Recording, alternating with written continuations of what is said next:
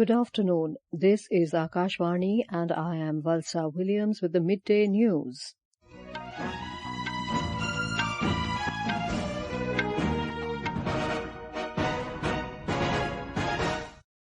The headlines. Prime Minister Narendra Modi launches Jal Sanchay Jan Bhagidari initiative in Gujarat, says future generations will evaluate us on the basis of our attitude towards water. Centre says Navy, Air Force and NDRF teams mobilised to assist Andhra Pradesh and Telangana in rescue and relief efforts. Union Minister Shivraj Singh Chouhan conducts aerial survey of flood-affected areas at Khammam in Telangana. Russian President Vladimir Putin says India, Brazil and China can serve as mediators in potential peace talks with Ukraine. In wrestling, Jyoti Berwal wins gold medal at U20 World Championships in Spain.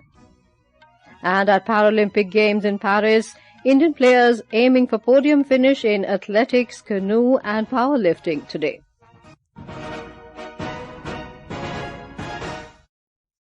Prime Minister Narendra Modi launched the Jal Sanchay Jan Bhagidari initiative at Surat in Gujarat today through video conferencing. The initiative aligns with the ongoing Jal Shakti Abhiyan Catch the Rain campaign, reinforcing Mr. Modi's vision of collaborative water management to ensure long-term water security.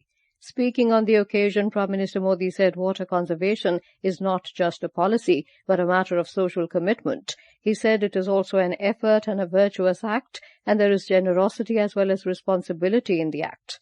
The Prime Minister said when future generations evaluate us, our attitude towards water will be their first parameter. He said water conservation is a question of life. This is the life of the future of humanity. जल संचय ये केवल एक policy नहीं है, ये एक प्रयास भी है और यूं कहें तो ये एक पुण्य भी है। इसमें उदारता भी है और उत्तरदायित्व भी है। आने वाली पीढ़ियां जब हमारा आकलन करेगी तो पानी के प्रति हमारा रवैया ये शायद उनका पहला पैरामीटर होगा। The Prime Minister highlighted a series of initiatives undertaken by his government, including Jal Jeevan Mission and Atal Bhujal Yojana towards sustainable future. Ground water के रिचार्ज के लिए हमने अटल भूजल योजना शुरू की। इसमें भी जल स्रोतों के मैनेजमेंट की जिम्मेदारी गांव में समाज को ही दी गई है। 2021 में हमने कैच द रेन कैंपेन शुरू किया। आज शहरों से लेकर गांवों तक कैच द रेन से लोग बड़ी संख्या में जुड़ रहे हैं। The Prime Minister also said it is a time to adopt new and innovative technology to tackle water scarcity. Union Minister of Jal Shakti C.R. Patil and Gujarat Chief Minister Bhupendra Patel launched the statewide Jal Sanchay Jan Bhagidari initiative in Surat. The initiative aims to construct approximately 24,800 rainwater harvesting structures across Gujarat. The central government has mobilised NDRF teams, Indian Air Force and Navy to assist Andhra Pradesh and Telangana governments in rescue and relief efforts in flood-affected areas. This was stated by Additional Secretary in the Union Home Ministry, Sanjeev Kumar Jindal, while briefing media in Vijayawada today on the ongoing flood situation and rescue operations being carried out by various teams in the two states. The central team, led by Mr. Jindal, took stock of the situation on extensive damage caused by heavy rains and floods across Andhra Pradesh and Telangana. The Additional Secretary said the central government has been extending all requisite and timely assistance to the state governments of Andhra Pradesh and Telangana in the relief and rescue efforts. I would like to inform that 26 teams of NDRF and 8 helicopters of Air Force, 3 helicopters and 1 Dornier aircraft of Indian Navy have been mobilized in Andhra Pradesh, and 7 teams of NDRF and 2 helicopter Air Force have been mobilized in Telangana for rescue and relief activities. NDRF teams so far have rescued 350 persons and have evacuated about 15,000 persons in Andhra Pradesh, and in Telangana they have rescued 68 persons and evacuated about 3,200 persons.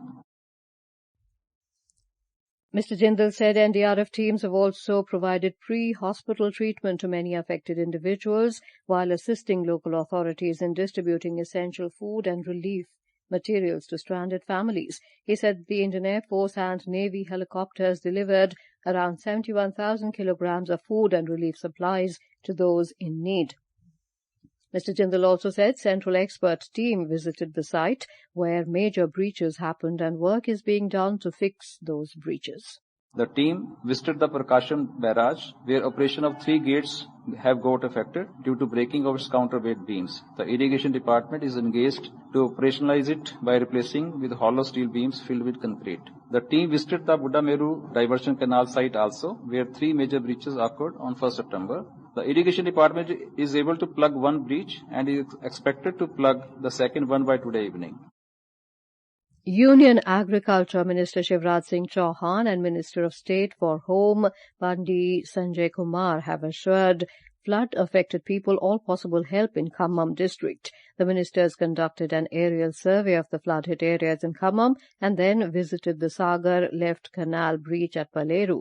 They also visited farm fields in which crops were damaged due to floods. State Agriculture Minister T. Nageshwar Rao and Revenue Minister P. Srinivasa Rao Rasa Reddy, accompanied the central ministers.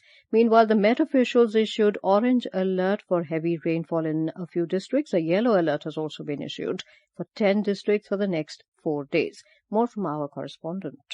Fresh alerts issued by the Met officials, especially a day ahead of Ganesh Chaturthi, gained importance as the state witnessed rain-related havoc a few days back. The damages are still being enumerated and relief and restoration works of road and railways is underway. Meanwhile, Union Agriculture Minister Shivraj Singh Chouhan will be holding a meeting with Chief Minister Revanth Reddy later this afternoon in Hyderabad and review the situation with the state senior officials over the losses due to the floods and heavy rains. Meanwhile, the normalcy in the flood-affected areas of Khammam and Mehbubabad districts is slowly being restored. Lakshmi, Akashvani News, Hyderabad.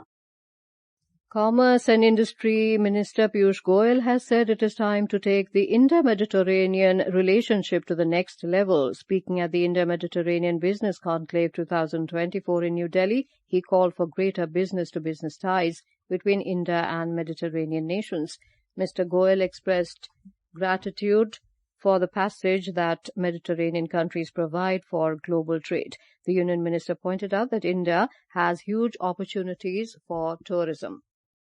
Tourism have huge potential, and therefore for all the business persons who have missed out on this important initiative, I think all of you will be our brand ambassadors, taking this message to other countries and inviting them to be a part of this initiative, whether in India or whether CII chooses to do it in different parts of the world, of the region, of Mediterranean region and India, is something that will evolve in the next few months and years. Information and Broadcasting and Electronics and IT Minister Ashwini Vaishnav held a meeting with Japan's Digital Transformation Minister Taro Kono in Tokyo on strengthening of digital ties between the two countries. The two leaders explored avenues for collaboration and innovation in the digital landscape, focusing on futuristic technological advancements. Mr. Vaishnav also met MD and Chairman of Japan Bank for International Cooperation, Tadashi Maeda, to discuss progress under the Indo-Japan Strategic Partnership. Niti Aayog member Health Dr. V.K. Paul stressed that strengthening the primary level healthcare system is essential for nation building. He was addressing the National Conference on Universal Access to Healthcare through Digital Solutions. Dr. Paul highlighted that transformative changes are taking place across the health sector in the country. He noted that a strong primary healthcare system is a high priority for reducing the healthcare burden in later ages. Speaking at the occasion, Union Health Secretary Apurva Chandra highlighted the various digital initiatives taken by the government to provide better healthcare facilities across the country. This is Akashvani giving you the news. For quick news updates round the clock, follow us on our X handle at AIR News Alerts. In Jammu and Kashmir, scrutiny of nomination papers is taking place today for the second phase of assembly elections. 329 nomination papers have been filed by a total of 310 candidates for the second phase. Yesterday was the last date for submission of papers. Monday is the last date for withdrawal of nomination papers. 26 assembly constituencies across 6 districts are going to polls in the second phase on the 25th of this month. Union Home Minister and senior BJP leader Amit Shah will be on a 2-day visit to Jammu from today to release the party manifesto and address political rallies. The BJP is gearing up for a robust election campaign, with Prime Minister Narendra Modi and other senior leaders scheduled to address rallies across the Union territory. Yesterday, the party released the names of 40 star campaigners for the second phase of assembly polls. Congress has also announced the names of 40 star campaigners for assembly polls in the Union Territory. Party President Mallikarjun Kharge, former party chief Sonia Gandhi, and Rahul Gandhi and AICC General Secretary Priyanka Gandhi Vadra are among the star campaigners. The 90-member Jammu and Kashmir Assembly will go to polls in 3 phases. Rajya Sabha member from Biju Janata Dal BJD, Sujit Kumar, has resigned from the upper house of Parliament today. His resignation has been accepted by Rajya Sabha Chairman and Vice President Jagdeep Dhankar. After the resignation, Sujit Kumar joined the BJP at the party headquarters in Delhi. Meanwhile, BJD President Naveen Patnaik has expelled Sujit Kumar from the party for anti-party activities. This marks the second instance of a BJD MP resigning from the Rajya Sabha. Russian President Vladimir Putin has said India, Brazil and China can serve as mediators in potential peace talks over the Ukraine conflict. Addressing the plenary session of the Eastern Economic Forum, the Russian president said leaders of India, Brazil and China are making a sincere effort to contribute to resolving the situation in Ukraine. Mr. Putin said he is in constant touch with the 3 countries over the Ukraine conflict. Mr. Putin's statement comes months after Prime Minister Narendra Modi's visit to Moscow and recent visit to Ukraine, where he reiterated India's stance on the ongoing war between Russia and Ukraine and stated that India has always been on the side of peace. Panchayati Raj Ministry and United Nations Children's Fund UNICEF have collaborated for strengthening service delivery and engaging communities for social change. According to the Ministry of Panchayati Raj, this collaboration will help accelerate progress on localized sustainable development goals. Prime Minister Narendra Modi interacted with the teachers who were conferred with the National Teachers Award yesterday. This year, 82 teachers have been conferred the National Teachers Award by the President Draupadi Murmu. During the interaction, Union Education Minister Dharmendra Pradhan was present. In Kerala, the 10-day-long Onam festivities got off to a colourful start with the Athachamayam procession at Tripunithura near Kochi this morning. At several places, floral carpets or pookalams were laid out, symbolically welcoming King Mahabali, who was sent to the netherworld by Vamana, an incarnation of Lord Vishnu. In wrestling, Jyoti Berwal has clinched a gold medal in women's 76 kg freestyle category at the Under-20 World Championships in Pontevedra, Spain. Jyoti defeated Ukraine's Maria Orievich in the final yesterday.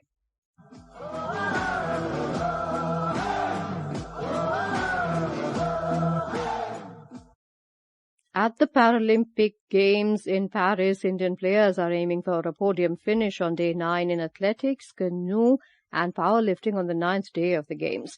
In athletics, Dipesh Kumar will aim for a medal in men's javelin throw F54 final, while in men's high jump, Praveen Kumar will be eyeing glory in men's high jump T64 final. In powerlifting, Kasturi Rajamani will be in action in women's 67 kg final. In canoeing, Yash Kumar qualified for the semi-finals after finishing 6th in men's kayak single 200-meter KL1 Heat 1. India are currently at 16th spot in the medals tally with a total of 25 medals, including 5 gold, 9 silver and 11 bronze. Now, before we end the bulletin, the headlines once again. Prime Minister Narendra Modi launches Jal Sanchay Jan Bhagidari initiative in Gujarat, says future generations will evaluate us on the basis of our attitude towards water. Centre says Navy, Air Force and NDRF teams mobilised to assist Andhra Pradesh and Telangana in rescue and relief efforts. Union Minister Shivraj Singh Chouhan conducts aerial survey of flood-affected areas at Khammam in Telangana. Russian President Vladimir Putin says India, Brazil and China can serve as mediators in potential peace talks with Ukraine. In wrestling, Jyoti Berwal wins gold medal at Under-20 World Championships in Spain and at Paralympic Games in Paris. Indian players aiming for podium finish. In athletics, canoe and Powerlifting today. And with that, we end the midday news.